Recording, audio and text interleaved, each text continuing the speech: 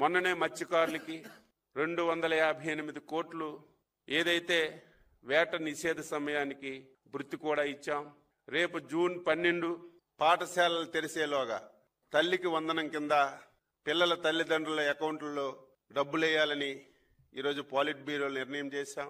కేంద్ర ప్రభుత్వం రేపెప్పుడు అన్నదాత సుఖీభవ కింద ఫస్ట్ ఇన్స్టాల్మెంట్ వేస్తారు, అదే రోజు మనం ఫస్ట్ ఇన్స్టాల్మెంట్ జోడించి రైతులకు ఇవ్వాలని చెప్పి నిర్ణయం చేశాం. దీంతో పాటుగా ఇంకొక మంచి నిర్ణయం తీసుకున్నాం.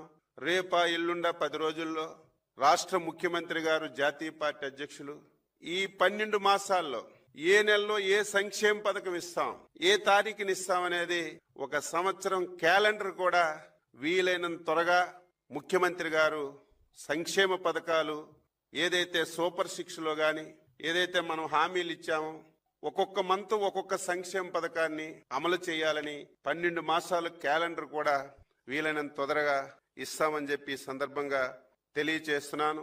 11 మాసాల్లో 8.50 లక్షల పెట్టుబడులు వచ్చాయి. అవన్నీ అమలు జరిగే విధంగా మనం అనుకున్నటువంటి 20 లక్షల ఉద్యోగాలు ప్రతి ఒక్కరికి ఇవ్వాలి. అదేదో మనం చెప్పడం కాదు, ఎవరు కంప్యూటర్లో చూసినా సరే ఏ పరిశ్రమలో ఎంతమందికి, ఏ ఊర్లో ఎంతమందికి, ఏ జిల్లాలో ఎంతమందికి ఇచ్చామనే స్పష్టమైనటువంటి సమాచారాన్ని ప్రతి ఒక్కరికి తెలియజేయాలని ఈరోజు పోలిట్ బ్యూరోలో